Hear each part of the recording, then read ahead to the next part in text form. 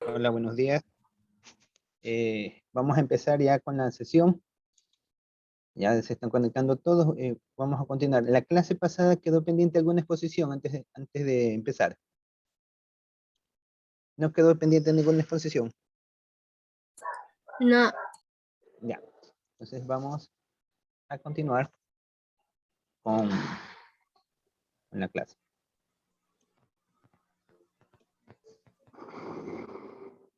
Ya listo. Entonces, vamos a ver ahora en la unidad 2. Ya hemos terminado de la unidad 1 ya hace algún tiempito y estamos viendo lo que es las relaciones económicas internacionales. El objetivo para esta unidad, conocer los factores determinantes de la tasa de interés y la renta. Entonces vamos a trabajar sobre estos temas. El día de hoy vamos a cubrir los aspectos de los que es sistema cambiarios. Vamos a estudiar un poco lo que es los sistemas cambiarios, la importancia que tienen los sistemas cambiarios, el tipo de cambio fijo, flexible y algo que se conoce o indexado, un tipo de cambio flexible, otros le dicen tipo de cambio flotante. Vamos a aprender en qué consisten estas dos figuras o estos dos escenarios. La devaluación monetaria y su efectividad. Vamos a aprender estos temas el día de hoy. El objetivo es aprender la importancia de la política monetaria en una economía abierta. Los textos guía, ustedes pueden encontrar esto principalmente en la economía, en los libros de Dorbush. Vamos a recordar un poco qué era lo que pasaba cuando teníamos una economía cerrada. A ver, señorita Charcopa, ¿qué nos puede usted mencionar? ¿Cuál era el escenario que se vivía cuando trabajábamos en una economía cerrada?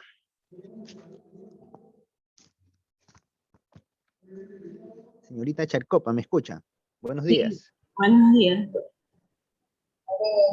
Con la economía encerrada, no hay importaciones.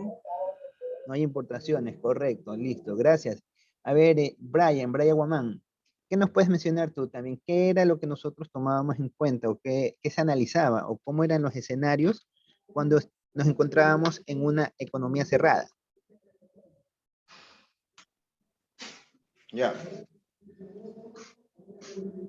O sea, Dale, no se tienes la realizan palabra. importaciones ni exportaciones.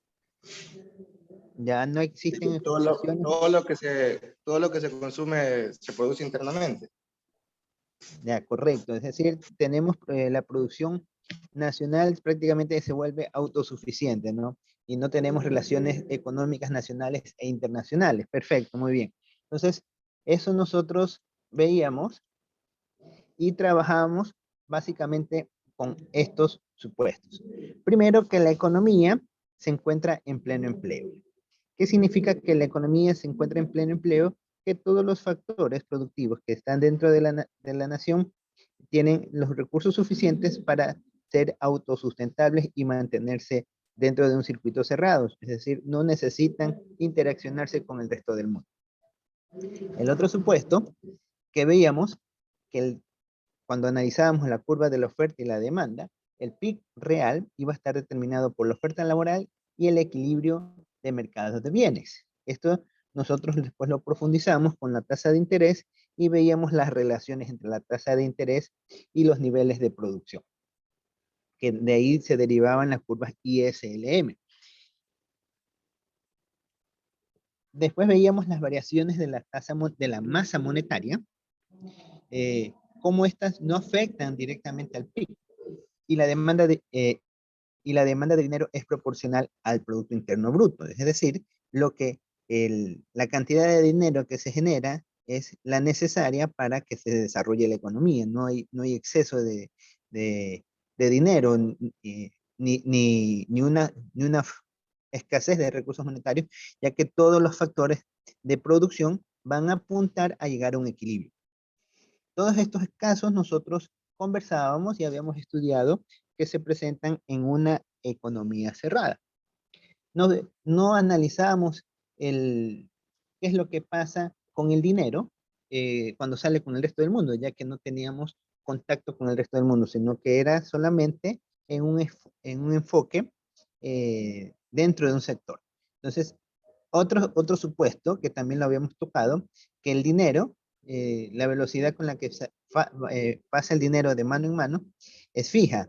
¿Qué significa esto? De que no hay nerviosismo en los mercados de que vaya a haber escasez de dinero o la necesidad de estar especulando, guardando divisas. Entonces no tenemos esa especulación, por lo tanto partimos de que la velocidad del dinero es fija.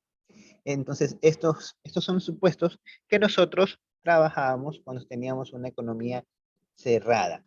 Ahora lo que vamos a trabajar es en una economía abierta.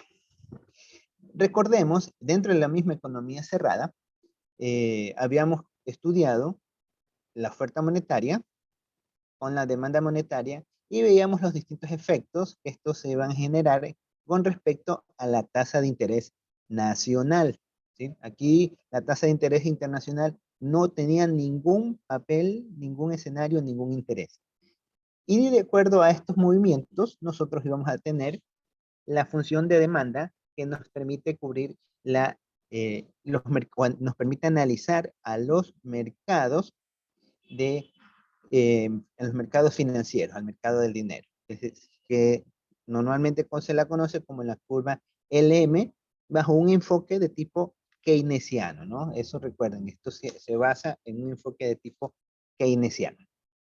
Por otro lado, se analizaba los factores productivos, es decir, el Producto Interno Bruto, cómo se desarrolla el Producto Interno Bruto en relación a la tasa de interés. Acuérdense que nosotros hacíamos una transformación en donde expresábamos a la producción nacional en función de la tasa de interés, lo que vendría a ser en el eje de las y por el otro lado del eje de las X, teníamos a los niveles de producción que se generaban. Entonces, nosotros íbamos a tener que estos equivalentes nos proporcionaban la función de la tasa de la curva IS, que es prácticamente la producción nacional. Y con esto analizábamos dentro de una economía cerrada con la tasa de interés nacional. Miren que enfatizo en este enfoque, la tasa de interés nacional. No nos interesa cuánto pagan el resto del mundo por el dinero, no estamos analizando esos efectos. Tenemos la tasa de interés nacional y tenemos el nivel de producción nacional, que todo lo que se produce en el territorio nacional se lo consume en el mercado nacional, es decir, vamos a encontrar el equilibrio entre la producción nacional y la tasa del dinero, es decir, el valor real del dinero.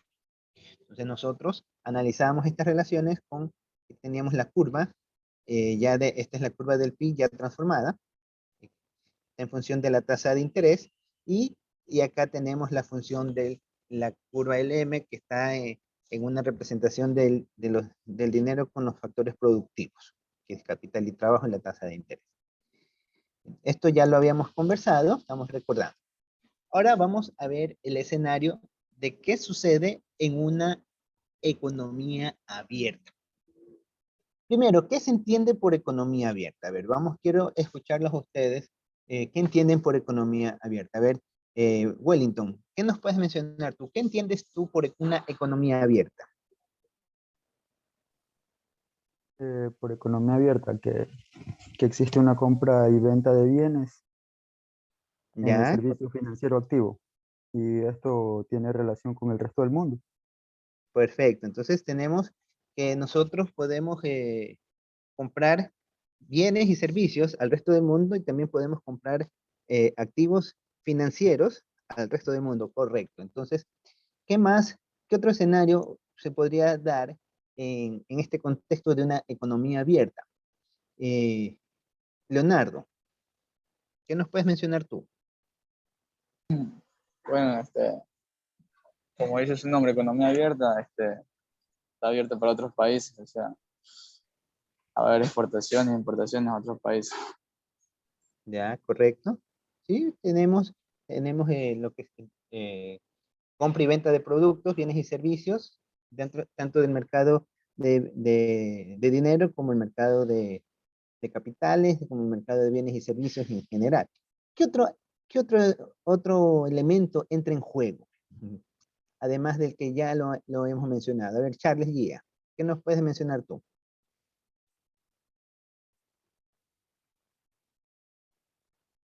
Que aparte, que aparte que pueden importar y exportar, ¿Sí? el PIB va progresando cada vez más, ¿no? Ya, sí, vamos a tener distintas evoluciones del PIB. Claro, va a verse influenciado por lo que es el- eh, las relaciones comerciales que tengamos con otros países, ¿no? Entonces, podemos tener O sea, va a déficit. haber mucho más variedad de productos que podemos exportar, tanto como exportamos como importamos, se podría decir así. ¿Ya? Correcto, sí. Entonces, por ahí va la idea. Hay que pulir un poquito más. Listo, gracias, Gia. A ver, vamos a escuchar ahora, a ver, a una señorita, a ver, a Verónica. Verónica, qué otro escenario se analizaría en una economía abierta? ¿Qué nos puedes mencionar usted?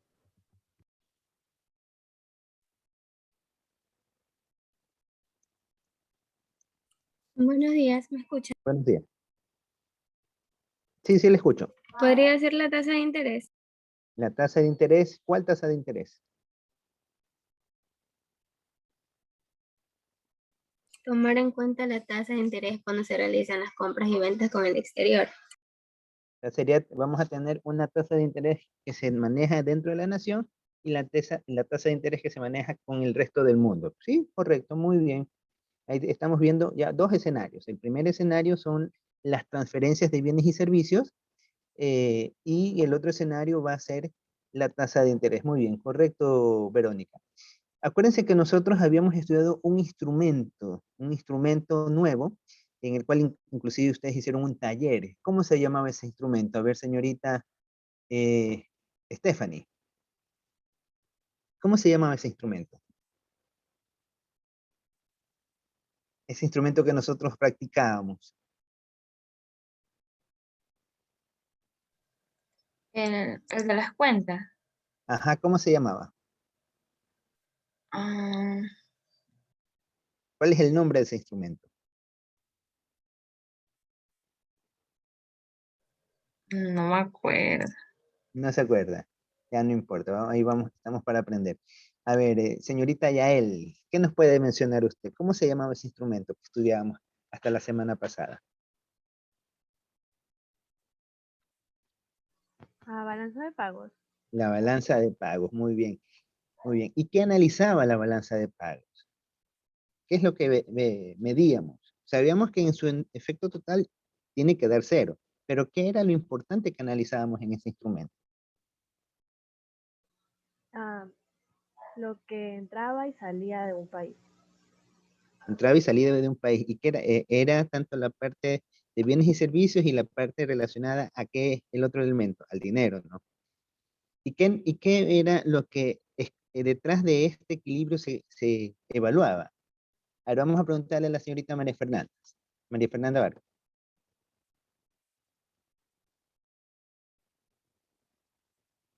O Fernanda Vargas, no sé si es María Fernanda. Hola, todas Buenos las días. transacciones con los países, con el resto del mundo. Ya, ok, se va en todas las transacciones que se realizaban con los distintos países del resto del mundo. Sí, correcto. Pero, ¿se acuerdan que había un instrumento que nosotros teníamos que ver si había un déficit o había un superávit? ¿Cómo se llamaba ese instrumento que se manejaba? A ver, señorita Heredia, María Fernanda Heredia.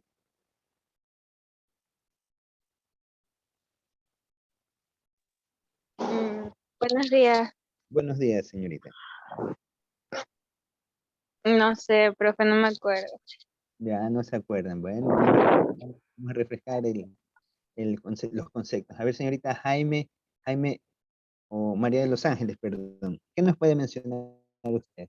¿Qué es lo que analizábamos cuando estudiábamos la balanza de pagos? ¿Qué es lo que veíamos en el caso de que teníamos un déficit? ¿A dónde era lo primero que acudía un Estado cuando tiene un déficit en su balanza de cuenta corriente? ¿Dónde era el primer lugar que acudía? Analizamos por medio de un déficit Presupuestario, no. Ya, es claro, teníamos un déficit presupuestario, pero a qué herramienta, a dónde recurríamos para cubrir El ese déficit? balance de pagos, no. La balanza de pagos es el donde se muestra el resultado final que tiene que estar en equilibrio, tiene que estar en cero. Es decir, lo de la cuenta corriente y la cuenta capital tienen que estar en equilibrio. Pero cuando hay un saldo negativo, es decir, tenemos menos ingresos de divisas por parte del sector público, que es la balanza de cuenta corriente, y cómo compensábamos esa diferencia, ese déficit, a dónde acudía en primera instancia el gobierno. No, no recuerdo. ¿Ya? A la A ver, reserva, Abraham, creo. A la reserva, creo, algo así. correcto, muy bien, Abraham Viteri.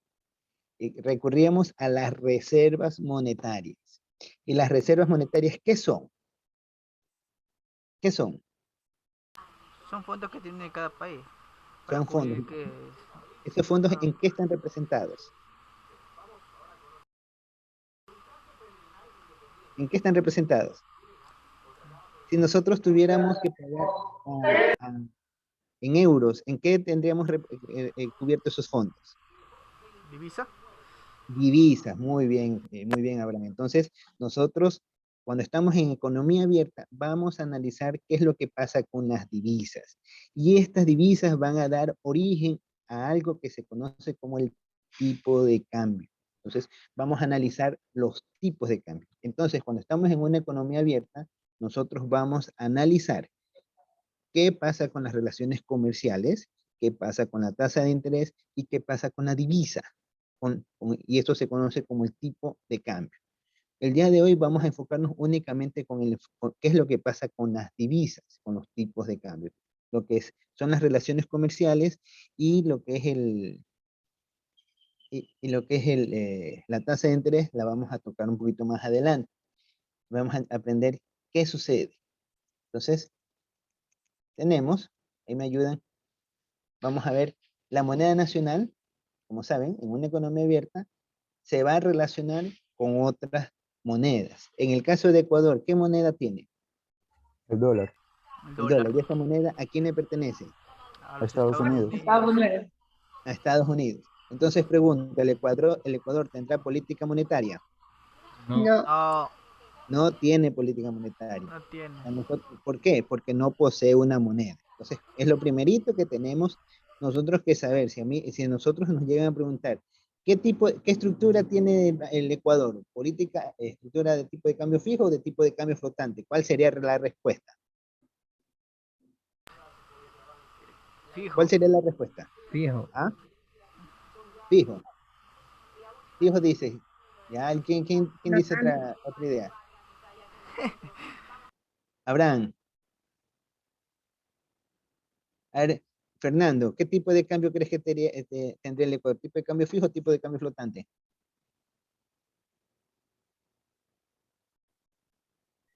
Fijo, profe. Fijo. A ver, Zuli, ¿qué opina usted? ¿Tenemos tipo de cambio fijo o tipo de cambio flotante? No es el tipo de cambio nominal. Tipo de cambio nominal, ya estamos escuchando, estamos haciendo una especie de lluvia de ideas. A ver, Junior, ¿qué dice usted? ¿Tenemos tipo de cambio fijo o tipo de cambio flotante?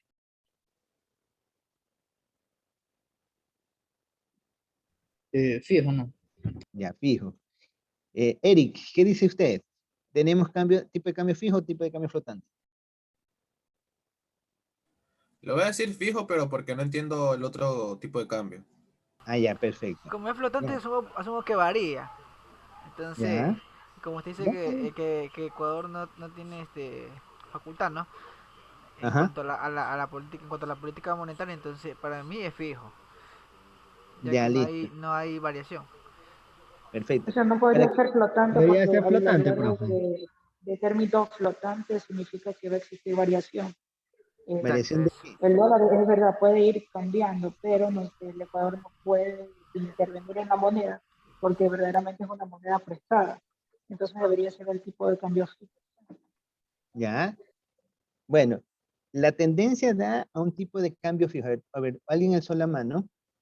A ver, el que alzó la mano, diga lo que iba a pensar, lo que Yo estaba creo que es pensando. flotante, profe. Es flotante. ¿Por qué Sí, piensas que es flotante? porque es determinada por el mercado. Ya, es determinado por el mercado. Ya, correcto. Son pensamientos, son posturas. Les podría decir que todos los argumentos que ustedes han dicho, de alguna manera son válidos. Y generé la duda, ¿es tipo de cambio fijo o es tipo de cambio flotante? La respuesta que yo les tengo es que no tiene un tipo de cambio ni fijo ni flotante. Primero, porque el Ecuador no posee política monetaria. Es la primera situación. El Ecuador no posee política monetaria. Entonces, por lo tanto, no tiene un sistema cambiario, no lo posee. Quien posee el sistema cambiario es Estados Unidos. Nosotros simplemente nos dejamos llevar por la influencia hegemónica de la moneda, nada más. Nosotros no podemos decir que vamos a evaluar la moneda o apreciar la moneda. No, nosotros no tenemos esa capacidad. Dime, Wellington, ¿qué nos ibas a decir? Sí, economista. Entonces se podría decir que Estados Unidos tendría el tipo de cambio fijo y también podría tener el otro, ¿no? Ya, para analizar si Estados Unidos tiene un tipo de cambio fijo, un tipo de cambio flotante, tendríamos que analizar la política que ellos establecen, ¿no? Porque recuerden que es una moneda base para el mundo, la moneda americana. Yo Pero les sí se podría puede ver asegurar que como un Estados país. Unidos es un tipo de cambio flotante. Y porque el Estados Unidos se aprovecha de algo que se llama como señoreaje. Todavía no estamos viendo qué significa esa definición, eso es más adelante, pero para que tengan una idea, señoreaje significa la ventaja que yo tengo eh, porque un país externo utilice mi moneda. Es decir, yo puedo producir más dinero sin que se me genere inflación. Ustedes saben que cuando se genera dinero dentro de una economía cerrada, se inyecta más dinero. ¿Cuál es la consecuencia? Que suben los precios, si no aumenta la producción. Esa es la consecuencia. Pero, ¿qué sucede? Que algunos países, como en el caso de Estados Unidos, emiten más dinero y no necesariamente le genera inflación. ¿Por qué? Porque hay otros países que cogen ese dinero. Entonces, de alguna manera, Estados Unidos tiene como un beneficio. Ya, eso se llama señorías. Todavía no estamos viendo esa definición. A ver, Wellington, dime. Pero entonces sí puede darse el escenario que en un país se implementen ambos tipos de cambio. Por supuesto, eso se llaman tipos de cambios, eh, esos son combinaciones de tipos de cambios. Se llama sistema de bandas, sistemas de bandas, se llama, en el cual un país tiene un tipo de cambio flotante hasta cierto tope y cuando llega al límite superior o límite inferior, el Estado interviene, comprando o vendiendo divisas. Entonces, esos son combinaciones. ¿Sí? Profe, disculpe, ¿y si Dime. Ecuador llegara a tener un tipo de cambio, cuál podría ser ese tipo de cambio? Primero, para decir que Ecuador llegara a tener un tipo de cambio, significa que Ecuador tendría que declarar una moneda nacional.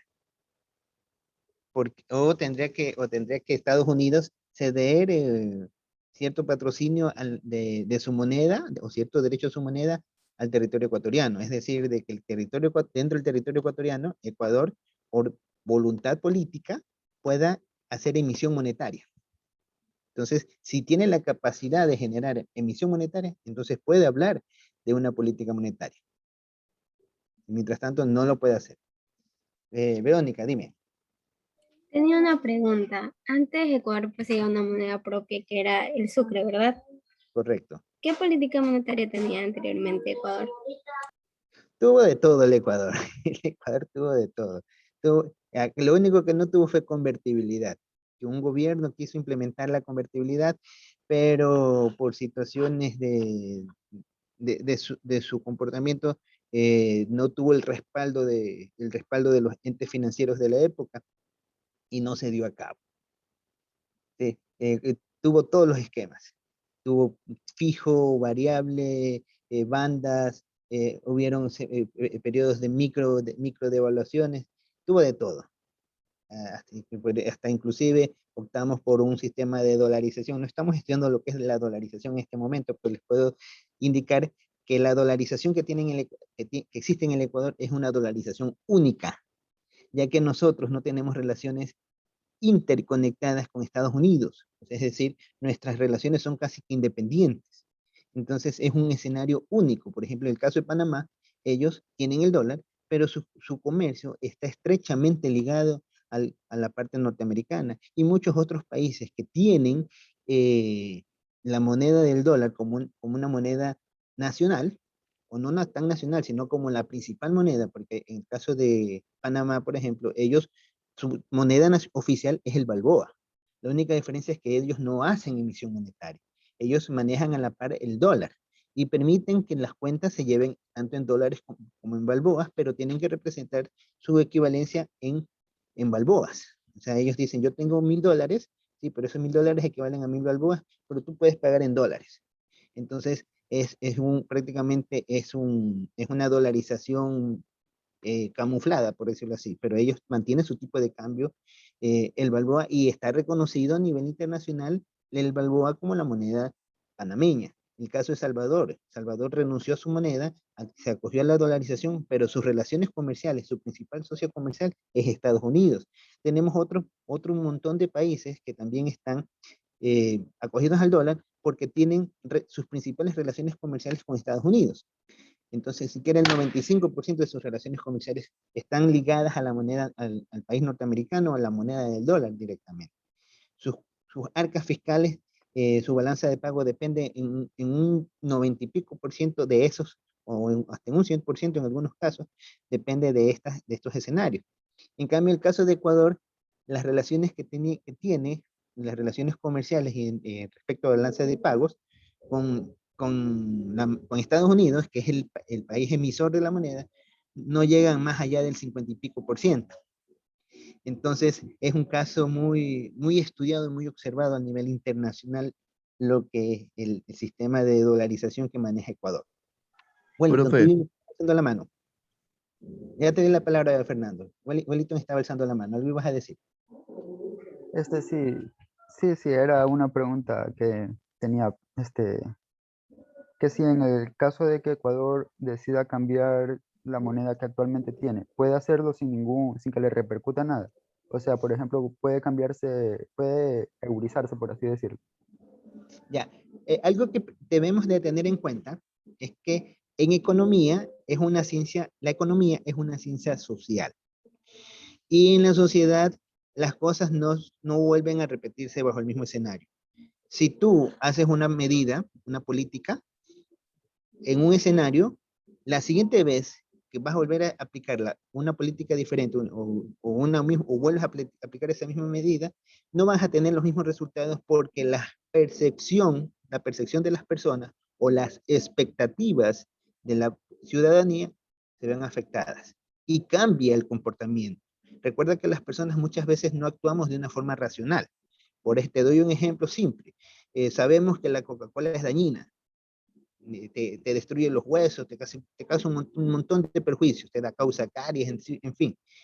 Y consumimos Coca-Cola.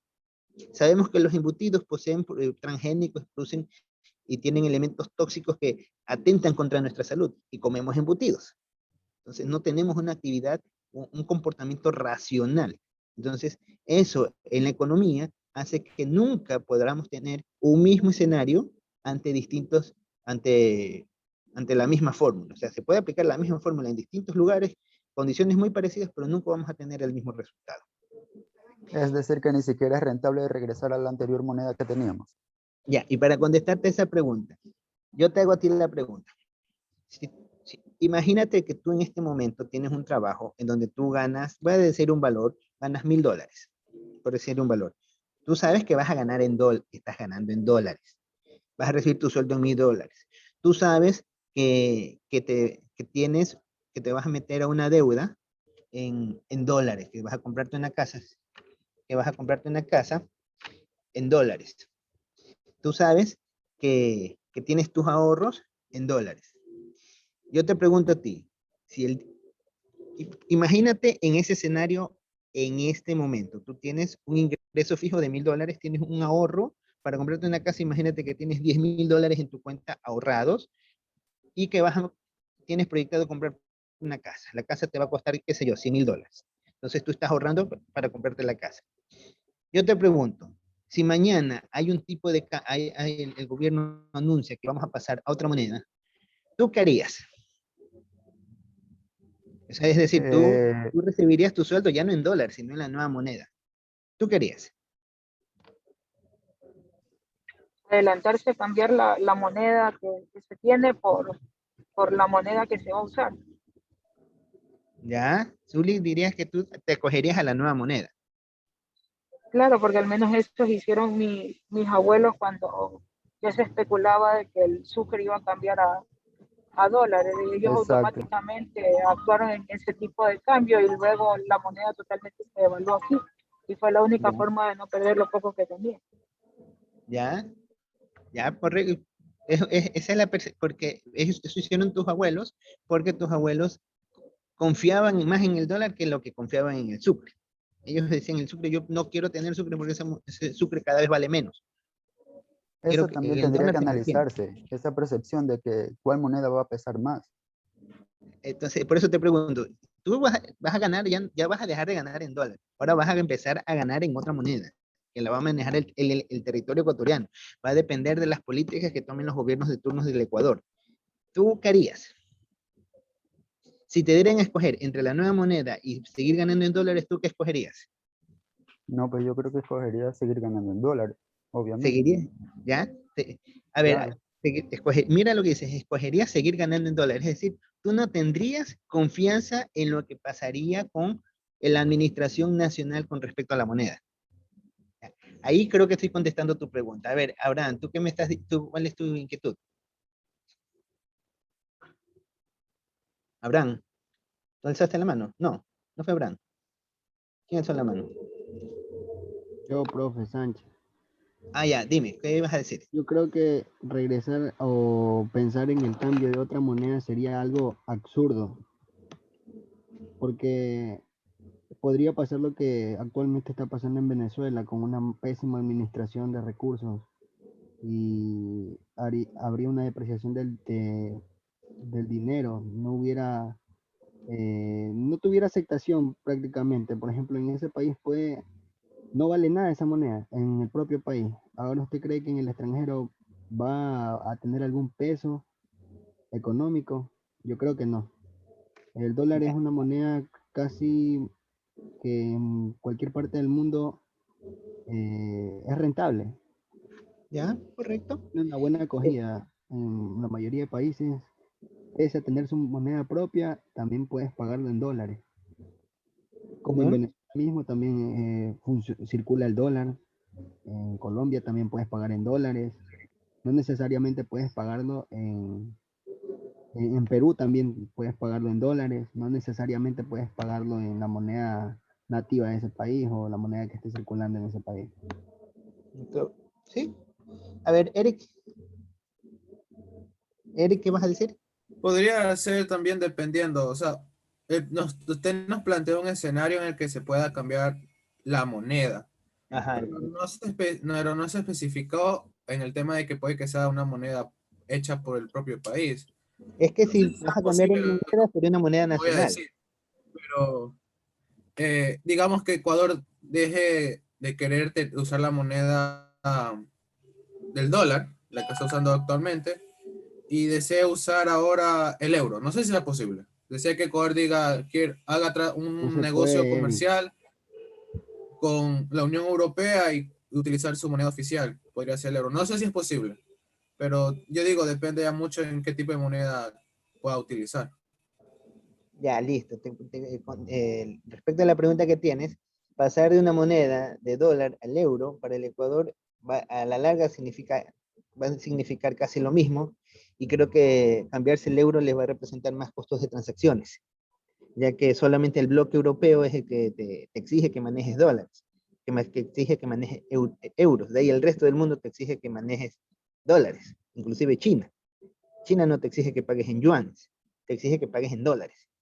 Entonces, bajo ese concepto, más caro le resultaría al Ecuador cambiarse el euro que mantenerse en el dólar. Entonces, y cambiarse una moneda nacional, o sea, tendríamos que tener una confianza espectacular en los gobiernos de turno. Ya vemos que ni siquiera con el tema de la gasolina se ponen de acuerdo. Entonces, fuera un tema espectacular de confianza, que vamos a tener la credibilidad absoluta de que el gobierno va a manejar perfectamente las finanzas nacionales y vamos a tener saldos recurrentes positivos en balanza, de la cual la moneda en vez de perder valor va a ir ganando valor. Entonces, eso de allí, en lo personal, es un poco utópico decirlo, ¿no? ¿Sí? No sé si ahí contesté la pregunta que tú tenías, Wellington. Sí, sí, economista, sí. Muchas gracias. Entonces, bueno, ahí, ahí conversamos algunos temas, ¿no? Respecto a lo que es la moneda nacional, que eso está relacionado un poco con los tipos de cambio, ¿no? Entonces, es importante saber, en el caso de Ecuador, el Ecuador, si tiene política monetaria, la respuesta es no. Ecuador no tiene una política monetaria. Inclusive porque no tiene una política monetaria, muchas veces se cuestionó la acción del Banco Central. Decíamos, ¿para qué vamos a tener un Banco Central si ya la función del Banco Central era emitir dinero? Ni siquiera controlaba la tasa de interés, porque la tasa de interés se controlaba, estaba dado bajo la oferta y demanda. El Banco Central solamente era la figura de emitir dinero. Entonces ya cuando desapareció la emisión de dinero, y el Banco Central prácticamente no tuvo nada que hacer. Pero ya conforme lo que hemos estado estudiando, vemos que sí hay funciones que hace el Banco Central, como controlar la tasa de interés. Solamente que las condiciones nacionales, prácticamente la tasa de interés nacional no tiene mucha importancia. Nos regimos a la tasa de interés internacional. En fin, eso ya son temas que quedan un poco para el registro de la historia, ¿no? Entonces, retomamos, acá me fui demasiado, estábamos conversando, estamos viendo, la moneda nacional en una economía abierta se va a relacionar con otras monedas. Entonces, como se va a relacionar con otras monedas, nosotros tenemos que evaluar algo que se conoce como el tipo de cambio. Por ejemplo, imaginemos que el tipo de cambio es de 1.6 dólares por libra esterlina. Es decir, si yo quiero adquirir una libra esterlina, ¿qué tengo que hacer? Entregar $1.60. Entonces ahí yo voy a tener una libra esterlina. Eso se conoce con el tipo de cambio. Por ejemplo, si ustedes tienen $1 y van al Perú, de repente le dan 7 soles. Ahí tienen la relación, es de 1 a 7. Si nos vamos a Colombia, de repente ustedes dan $1 y le dan 100 pesos. Ahí sería la relación 1 a 100. Se van a Venezuela, dan $1, de repente le dan 20 millones de bolívares. Y es 1 a 20 millones. Se van a Brasil, de repente es 1 a 12. Le dan 12 reales le dan allá.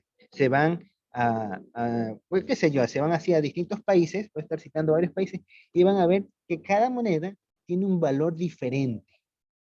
Entonces, profe, ese tipo de cambio yo lo puedo hacer directamente desde el Banco Central del país, de donde esté yo. El tipo de cambio es referencial. Eso, hay un tipo de cambio para la compra y otro tipo de cambio para la venta. Y cuando tú compras divisas, se establece, las compras tú las haces en el banco, y el banco lo que hace es transfiere las reservas, o sea, transfiere los dineros que estás comprando la divisa a la cuenta única, donde se maneja la reserva disponible. Entonces, y en función de eso te compran o te venden a un determinado precio. Y eso obviamente se intercambia con los bancos centrales que están en los otros países, y eso hace que la moneda se aprecie o se devalúe, o se deprecie, o se degrade, se aprecie o se deprecie, se evalúe o se devalúe. Ahí son los términos correctos, dependiendo el tipo de política que tiene cada nación. ¿Sí? ¿Qué más me estabas diciendo? Perdón que te interrumpí. No, bueno. Entonces continuamos.